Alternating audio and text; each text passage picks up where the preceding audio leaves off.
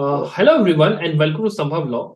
In today's session, we have with us All India rank 29, Harshit Upadhyay, who has scored so well in this CLAT PG exam. And today Harshit will tell us about his strategy, his experience and how he prepared for the CLAT PG exam. And there is a lot जो कि आप students इस particular session से learn कर सकते हैं. तो first of all Harshit, I would like to welcome you to the channel.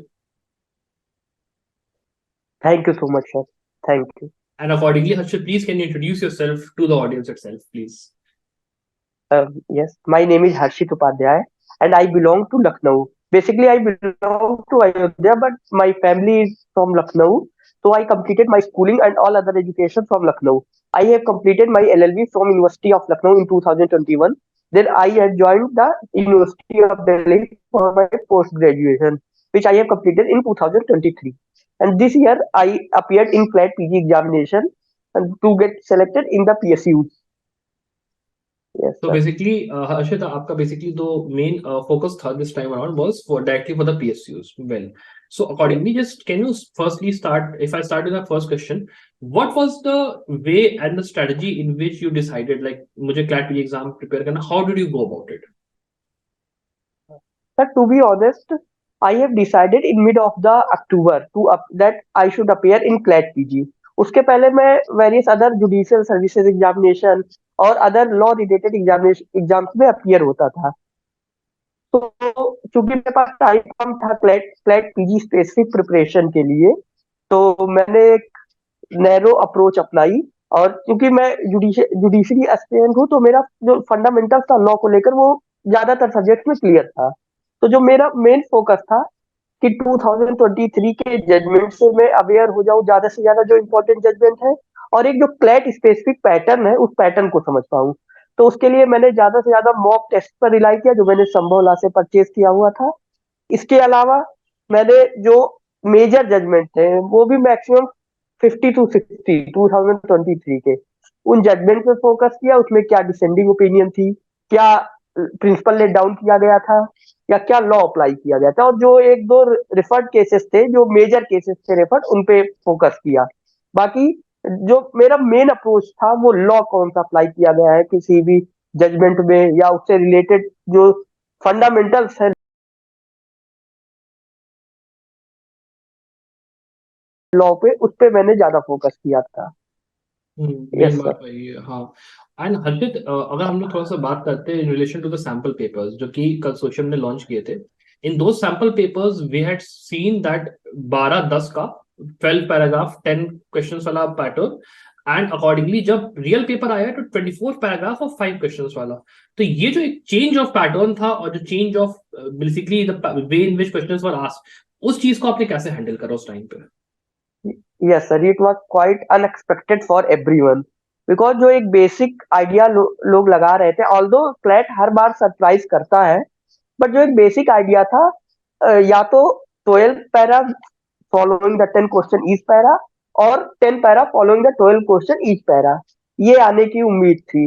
But इस बार 25 पैरा आए, हर पैरा में 5 क्वेश्चन थे, जिसकी वजह से पेपर काफी ज्यादा लेंथी हो गया था. और हर पैरा जो था वो वही लेंथ था जो हम 12 पैरा या 10 पैरा में देखते थे. तो एक हाँ. अनएक्सपेक्टेड मूव था क्लैट क्लैट में इस बार.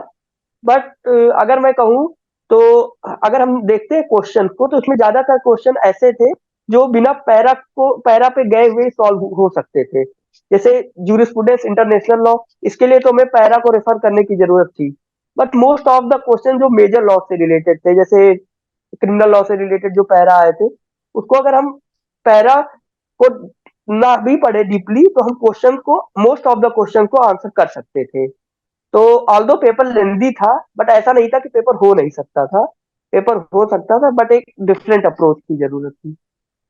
तो Harshit, if I talk about this different approach जिसके बारे में आप बात कर रहे हैं, तो आपके हिसाब से वो अप्रोच एग्जैक्टली क्या होगी?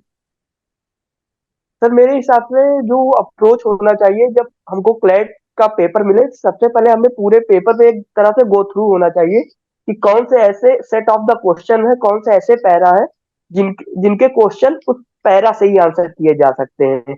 एक बेसिक ओपिनियन ये होती है कि subjects like jurisprudence, like international law, इन सब्जेक्ट्स में आपको पैरा पे जाना जरूरी ही है, क्योंकि इनमें कोई सेट पैटर्न ऑफ लॉ नहीं है जिससे आप सीधा लॉ अप्लाई कर दे। इसमें फैक्ट का एप्लीकेशन होना जरूरी होता है, जूरिस्प्रूडेंस हो गया, इंटरनेशनल लॉ हो गया। But other subject like CrPC, IPC, इसमें हम देख सकते हैं कई क्वेश्चन ऐसे होते हैं जिनमें हमें फैक्ट मैटर नहीं करता। अगर हम लॉ से अवेयर है, हमारे फंडामेंटल क्लियर है, तो बिना हम फैक्ट को जाने हुए भी क्वेश्चन आंसर कर सकते हैं। तो ये एक डिफरेंट अप्रोच होता है। अगर हमारे पास टाइम कम है तो हमको पैसेज बहुत डीपली पढ़ने की जरूरत नहीं है, और जो एक दो क्वेश्चन होते भी हैं जिनमें हमें पैरा रेफर भी करना है, वो हम क्वेश्चन देख के उस पैरा के उस पार्ट पे जा सकते हैं जिसमें वो आंसर दिया गया है। इससे हमारी टाइम बचेगा और हम ज्यादा से ज्यादा क्वेश्चन अटेम्प्ट कर सकेंगे। हाँ एंड हर्षित, एक जो बहुत ही मेजर एक बात स्टूडेंट्स की रही है इस पूरे एग्जाम के अंदर में, कि उनको जो टाइम मैनेजमेंट था उसका एक थोड़ा सा बहुत बड़ा प्रॉब्लम हुआ। सेकेंड ऑफ ऑल, जो क्वेश्चन पेपर था इटसेल्फ वो इतना लेंदी उनको लगा because of this whole thing, कि they were very confuse about the fact कि हमें पैराग्राफ कब पढ़ना है कब हमें नहीं पढ़ना है। तो आप इस चीज को लेके कैसे स्टूडेंट्स को गाइड करोगे? व्हाट वुड यू से? वो- हाँ, वही कि जैसे मैंने बताया कि जैसे कुछ सब्जेक्ट है, जूरिस्प्रूडेंस, इंटरनेशनल लॉ हो गया, या एक दो कॉमर्शियल लॉज भी हो गए, कंपनी लॉ हो गया, क्योंकि इस बार भी देखा गया कंपनी लॉ में वो सहारा वर्सेस सेबी वाला केस आया था, टाटा केस आया था। तो इन इन सब सब्जेक्ट में पैरा पढ़ना थोड़ा जरूरी हो जाता है, क्योंकि इन सब सब्जेक्ट में जो क्वेश्चन आते हैं, जो स्पेसिफिक फैक्ट दिया रहता है, जो स्पेसिफिक पैसेज दिया रहता है, कहीं ना कहीं वो क्वेश्चन उन्हीं फैक्ट उन्हीं पैसेज पे बेस्ड होते हैं। तो एक तो पहला सबसे पहला है कि इन सब्जेक्ट को हमें देखना चाहिए, इन सब्जेक्ट के पैसेज पढ़ने की कोशिश करनी चाहिए।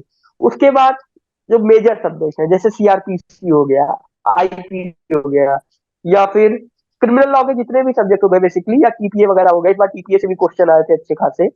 तो इन सब सब्जेक्ट्स के अगर हम एक बार, हमारे पास टाइम कम है, हमको ये कोशिश करनी चाहिए कि इनके आंसर बिना पैसेज को पढ़े हुए भी दे सकते हैं, क्योंकि कहीं ना कहीं ये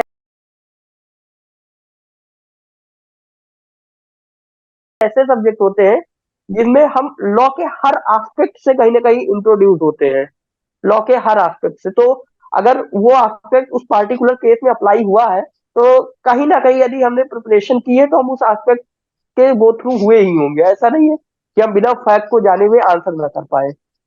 तो बिल्कुल, इस तरह से हम, यस सर। है ना। अच्छा, इसके अलावा हर्षद एक चीज ये भी होती है कि जैसे हर साल जो कि कंसोर्शियम अपने पैटर्न में कुछ ना कुछ ऐसा चेंज लाता है that really makes it difficult for a student to predict कि पेपर ये होगा या फिर पेपर ये होगा, जो कि कहीं ना कहीं जो वॉल्यूम ऑफ स्टडी है उसको इंक्रीज करता है। तो आपके हिसाब से ये जो मल्टीपल पैटर्न्स यहाँ पे क्लैट ने दे दिए हैं ओवर द ईयर्स, इनके साथ पढ़ाई को इंसान कैसे मैनेज करे, कैसे कोई स्टूडेंट वो करे आपके हिसाब से? हाँ, जो मुझे लगता है ना, क्लैट को लेके सबसे बड़ी बात होती है, एक बहुत बड़ा मिथ क्लैट पीजी को लेकर ये फैलाया जाता है कि क्लैट पीजी के लिए कोई अलग से या कोई स्पेसिफिक प्रिपरेशन की जरूरत होती है। ऐसा नहीं। यदि आपका फंडामेंटल क्लियर है लॉ को लेकर, तो कहीं ना कहीं चाहे वो क्लैट पीजी एग्जाम हो या चाहे कोई अदर एग्जाम हो, आपका 70 to 80% जो एग्जाम बेस्ड होता है वो आपका फंडामेंटल पे बेस्ड होता है। अगर सब्जेक्ट को लेके आपके, जैसा कि मैंने बताया, मैंने क्लैट स्पेसिफिक प्रिपरेशन 1.5 मंथ की होगी। तो अगर आपके फंडामेंटल्स क्लियर है तो आप हर एग्जाम के 70 to 80% आंसर क्वेश्चन को आंसर कर सकते हैं। रही बात फ्लैट स्पेसिफिक की, तो हाँ, इसमें जजमेंट बेस्ड क्वेश्चन आते हैं। इसके लिए आपको जजमेंट से अवेयर होना पड़ेगा। तो इसके लिए आप लाइव लॉ से पढ़ सकते हैं, आप मॉक सॉल्व कर सकते हैं।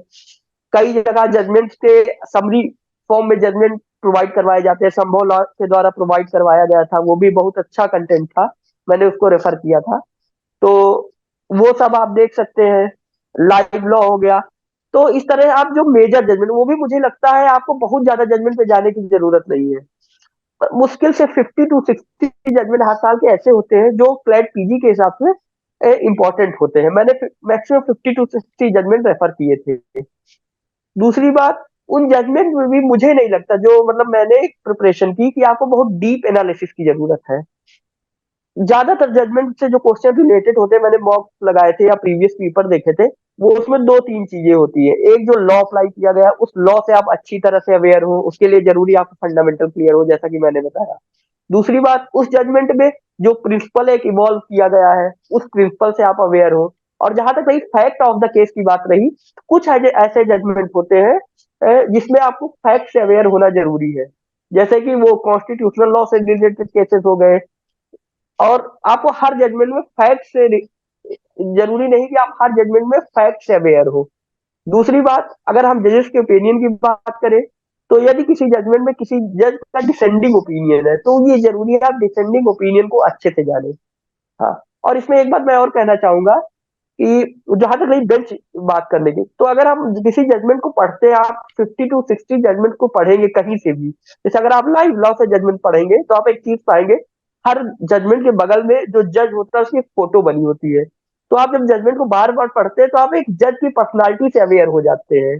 जैसे मैं एक एग्जांपल दूं, अभी जस्टिस बीबी नागरत्ना है, तो ज्यादातर जजमेंट में उनका एक स्ट्रिक्ट ओपिनियन होता है चीजों को लेकर।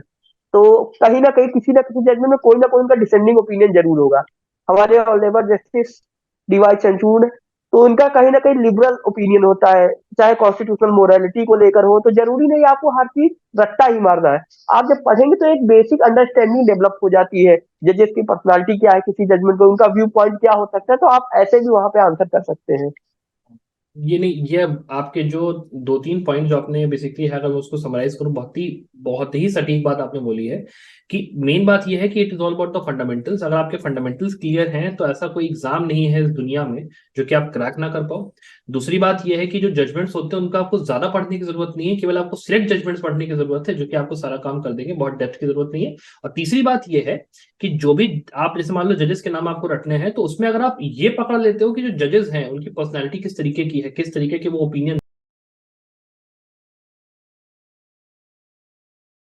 देते हैं, या फिर बिल्कुल। किस तरीके की बेंचेस को वो लोग थोड़ा सा देखते हैं, आप काफी हद तक गेस वर्क कर सकते हो। तो वो एक बहुत ही बढ़िया बात है जो आपने बिल्कुल। हर्षित मतलब यहाँ पे सच में बताई है स्टूडेंट्स को, डेफिनेटली। अच्छा, इसके अलावा हर्षित, अगर मैं ये आपसे पूछूं कि आप अगर मान लो प्रिपेयर करने अब बैठते 2025 क्लैट हो रहा है, तो आपका स्ट्रेटजी अब क्या रहता फॉर द नेक्स्ट ईयर? हाँ, यदि मैं अब से 2025 के क्लैट में अपीयर होता, तो सबसे पहले तो मेरे पास एक अच्छा खासा टाइम पीरियड है। तो इसके लिए मैं कोशिश करता कि सबसे पहले तो जो भी सब्जेक्ट्स क्लैट के हैं, उनके उनके अगर फंडामेंटल्स हैं उनको मैं क्लियर करता, उनके उनमें जो भी लॉ है उसको समझने की कोशिश करता। उसके अलावा उनसे रिलेटेड, क्योंकि मेरे पास टाइम है, तो मैं जजमेंट को अच्छे से पढ़ सकता हूँ। मैंने बताया कि आपको ज्यादा जजमेंट पे मतलब एक लिमिटेड जजमेंट पढ़ने की जरूरत है, उसमें भी लिमिटेड पोर्शन को, लेकिन वो तब जब आपके पास कम टाइम हो। लेकिन अगर आपके पास टाइम है, तो आप पढ़ सकते हैं, उसमें कोई नुकसान नहीं है, वो कहीं ना कहीं आपको बेनिफिट ही करेगा एग्जाम के दौरान। तो आप अभी से एक अवेयर रहिए जजमेंट क्या हो रहा है। एक एक मैं मेरे अंदर एक बहुत एक आदत और थी कि I use to read the newspaper every day. तो अगर मैंने वन हाँ वन मैं कहूंगा कहीं ना कहीं मैंने ये आदत अपने फादर से इनहेरिट की है कि मैं न्यूज़पेपर पढ़ता था। तो कहीं ना कहीं जब मैं 1.5 मंथ में जब प्रिपरेशन करने बैठा, तो कोई भी ऐसा जजमेंट नहीं था जिसने मुझे सरप्राइज किया हो। ऑल्दो मैं जजमेंट के प्रिंसिपल से ना भी वाकिफ हुआ नहीं, बट कहीं ना कहीं उसके बारे में मुझे पता था, क्योंकि मैं अवेयर था न्यूज़पेपर से कि ये हो रहा है लीगल सिनेरियो में। तो आप एक वॉच बनाए रखिए क्या हो रहा है, क्योंकि हमने हमको पता है क्लाइंट में से जजमेंट ही नहीं, कुछ भी आ सकता है, कोई पॉलिसी आ सकती है, कोई लॉ से टेक्स्ट आ सकता है। तो ये आपसे एक्सपेक्टेड है कि एज अ लॉ स्टूडेंट आप लीगल सिनेरियो, चाहे इंटरनेशनल हो चाहे नेशनल हो, उससे अवेयर रहिए। तो उसके लिए आप अगर हो सके तो न्यूज़पेपर पढ़िए, नहीं तो कई वेबसाइट है उनसे आप इन सबसे अवेयर हो सकते हैं, अगर आप न्यूज़पेपर नहीं पढ़ते हैं। दूसरी बात, आप जितना ज्यादा से ज्यादा हो सके, देखिए, एक तो पढ़ाई होगी, दूसरी अपने नॉलेज को टेस्ट करना, उसके लिए ज्यादा से ज्यादा मॉक आप अपीयर होइए। अभी टाइम है, तो आप one mock in a month लगा सकते हैं, सब्जेक्ट वाइज मॉक लगा सकते हैं। अगर आप सब्जेक्ट वाइज प्रिपरेशन कर रहे हैं, अभी आपके सारे सब्जेक्ट नहीं है, तो जो सब्जेक्ट वाइज मॉक दिए होते हैं उनको लगाइए, आप एक सब्जेक्ट खत्म करके। तो आप एक मतलब पूरा प्रोसेस अडॉप्ट कर सकते हैं। हाँ, वही चीज है। यस और सर। पूरा प्रोसेस के साथ एक ये होता है कि जैसे जैसे आप प्रिपेयर कर रहे हो, उसमें कम से कम आपका कोशिश ये होनी चाहिए, अगर आप मुझे बताइएगा, 2 से 3 बार एटलीस्ट आपका पूरा सिलेबस खत्म होना चाहिए ताकि आप रिवीजन प्रॉपर कर पाओ। बिल्कुल हाँ। बिल्कुल बिल्कुल, revision is the key of success. आप कितना भी पढ़ लीजिए, यदि आप रिवीजन नहीं कर पा रहे हैं ढंग से, तो कहीं ना कहीं वो लैग करेगा एग्जाम में। तो आपका अगर आप 2 से 3 बार रिवीजन कर लेते हैं, तो इससे एक चीज ये भी होती है, अगर कोई क्वेश्चन आ गया भले ही आपने टू द पॉइंट वो क्वेश्चन ना पढ़ा हो, बट अगर आपने कई बार रिवीजन किया तो आप उस लॉ को लेकर एक बेसिक अंडरस्टैंडिंग डेवलप हो जाती है। तो आप उस क्वेश्चन को अपने रीजनिंग अप्लाई करके या उसको समझ के भी आंसर कर सकते हैं, क्योंकि जब आप कई बार रिवीजन किए रहेंगे तो उस चीज को लेके आप आपके मन में एक थिंकिंग डेवलप हो जाएगी। और ये बात बहुत ही इंपॉर्टेंट है, हर स्टूडेंट को समझने वाली बात है कि जो भी आप एग्जाम की तैयारी कर रहे हो। एंड जैसे हर्षित, मैं एक बात ये भी ऐड करना चाहूंगा, आपसे मैं पूछना भी चाहूंगा, जैसे स्टूडेंट्स होते हैं जो कि आखिरी के एक महीने में या वैसे प्रिपरेशन करना शुरू करते हैं, जिन्होंने कुछ नहीं प्रिपेयर किया होता है, उनके लिए आप क्या कहोगे, एक सही टाइम पीरियड क्या है प्रिपरेशन को स्टार्ट करने का आपके हिसाब से, जिन्होंने कुछ नहीं प्रिपेयर किया है? हाँ, तो मतलब ऑल्दो अगर आपके फंडामेंटल क्लियर है तो 1.5 and 2 month सफिशियंट है क्लैट के लिए। हम्म। बट यदि आपके फंडामेंटल्स भी नहीं क्लियर है, आपको एट फ्रॉम द स्टार्टिंग अपनी प्रिपरेशन शुरू करना है, तो जो मुझे लगता है कम से कम आपको इस एग्जाम के लिए 3 to 4 month तो देना ही पड़ेगा, क्योंकि आपको वो उन लॉज को भी समझना है, उसके साथ जुड़े हुए जजमेंट को भी समझना है। और अब तो क्लैट में लगभग 13 to 14 सब्जेक्ट्स को ऐड कर दिया गया है।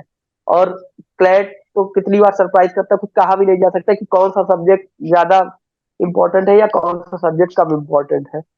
तो जो मुझे लगता है, अगर आपके फंडामेंटल क्लियर है तब तो 1.5